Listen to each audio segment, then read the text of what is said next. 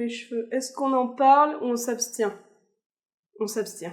Salut, bon alors comme vous le savez, une partie de ma famille est venue nous voir en vacances et ils viennent tout juste de repartir, et après quasiment 5 années passées à Montréal, j'ai quand même vu pas mal de monde passer à la maison, que ce soit des amis, de la famille, ou alors des amis à mes colocataires quand je vivais en colocation. Et qu'on reçoive du monde alors qu'ils habitent à une centaine de kilomètres ou alors à 6000, ça représente quand même pas mal la même chose. Et t'auras donc compris que tous ces petits visiteurs seront le sujet du jour. Alors en premier, on visite à chaque fois les mêmes trucs, le Vieux-Port, le Belvédère, le centre-ville, la place des Arts, la rue de Rollet, les mêmes trucs, ce qui fait que bientôt je vais pouvoir proposer ma candidature en tant que guide touristique pour la ville de Montréal. Mais cela dit, c'est aussi aller dans des lieux où on n'irait pas du tout s'ils étaient pas là. Avoir des vacanciers chez soi et vouloir leur montrer un peu la ville, c'est aussi marcher beaucoup plus.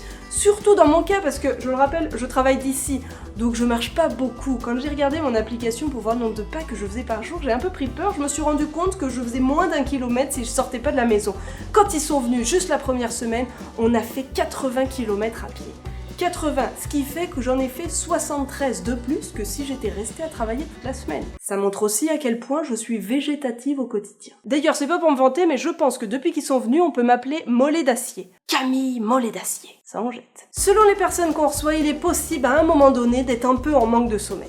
Je sais que tu bosses demain, mais je suis pas là pour très longtemps, ça te dit pas soir on va boire un verre, on sort un peu, on fait quelque chose, mais promis, on ne rentre pas tard. Et le lendemain, on est rarement très frais. Je me plains plus parce que maintenant je travaille de la maison, je peux à peu près gérer mon horaire, mais ça m'est arrivé de vraiment regretter de devoir aller travailler. Énormément. Point suivant, et qui est quand même assez récurrent, j'ai l'impression pour beaucoup, c'est qu'on pleure quand ils arrivent, mais on pleure aussi quand ils repartent. Et en toute honnêteté, on va pas se le cacher, hein, un autre point qui est un peu similaire, on est super heureux de les voir arriver, mais on est aussi quand même heureux de les voir repartir. C'est pas méchant ce que je dis et n'allez pas penser que c'est pour toutes les personnes que je reçois, pas du tout, mais c'est un constat qu'on a fait avec des amis, on est super heureux de recevoir du monde, mais on est aussi très heureux quand les personnes s'en vont, de retrouver sa maison, de se la réapproprier, d'avoir du calme, de pouvoir faire ce qu'on veut, etc.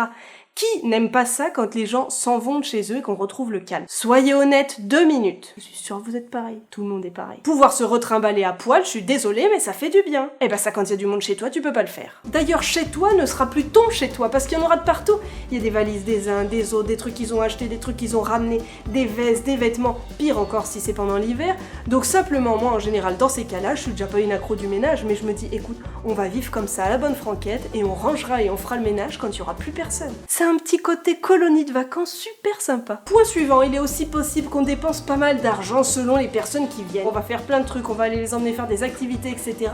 Et puis au final, on aura dépensé un bon paquet de pognon.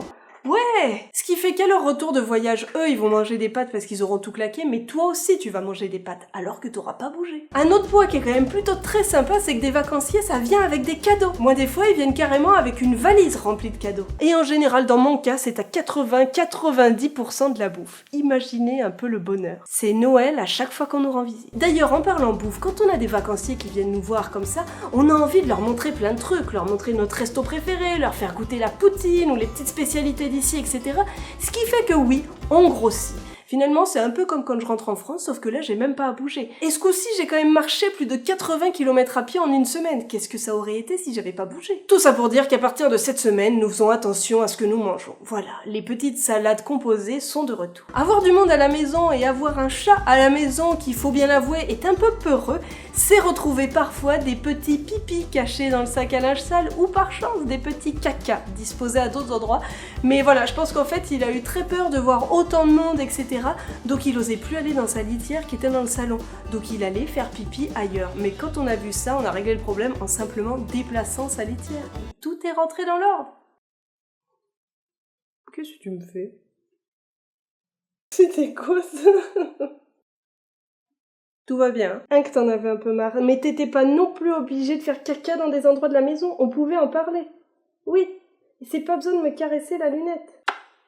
T'as de la chance d'être beau. Un truc qui m'arrive à chaque fois qu'on vient me voir, c'est que je me demande si je fais le bon choix ou non de rester ici. Ça m'arrive tout le temps après chaque départ. Tout le temps. Une chose qui est vraiment importante aussi et qu'il faut absolument faire, c'est les prévenir sur certains petits trucs dès leur arrivée ou même avant pour qu'ils ne passent pas pour de maudits Français.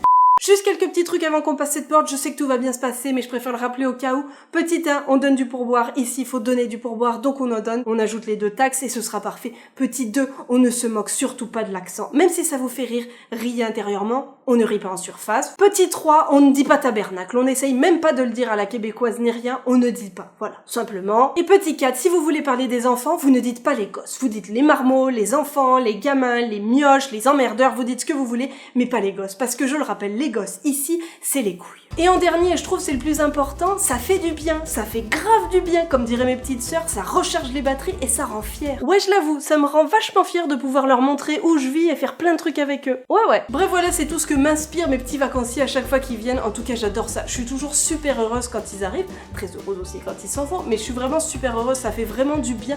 J'aurais simplement envie que ce soit juste une centaine de kilomètres et pas 6000. Mais tant qu'on n'aura pas trouvé ces putains de portes au loin, ce sera compliqué et on claquera beaucoup trop d'argent en billets d'avion. Voilà, sur ce, je vous dis à samedi prochain pour une nouvelle vidéo. Juste une toute petite parenthèse, je sais pas si vous l'avez remarqué, mais nous sommes 30 000. Nous sommes 30 000 personnes sur cette chaîne, donc je voulais vous dire simplement 30 000 fois merci. C'est totalement fou. En tout cas, n'hésitez pas à mettre un petit pouce bleu si vous l'avez aimé ou si simplement vous êtes heureux qu'on soit 30 000. Vous pouvez aussi commenter cette vidéo pour me dire ce que ça représente pour vous quand des vacanciers viennent chez vous. Si vous êtes heureux quand ils repartent, vous pouvez aussi le dire. Vous pouvez aussi largement partager cette vidéo pour faire comprendre à vos amis que vous seriez super heureux qu'ils viennent vous voir. Et vous pouvez aussi, bien évidemment, comme je le dis à chaque fois, vous abonner. Allez, bisous bisous. Bordel, dans 20 000, je dois sauter en parachute.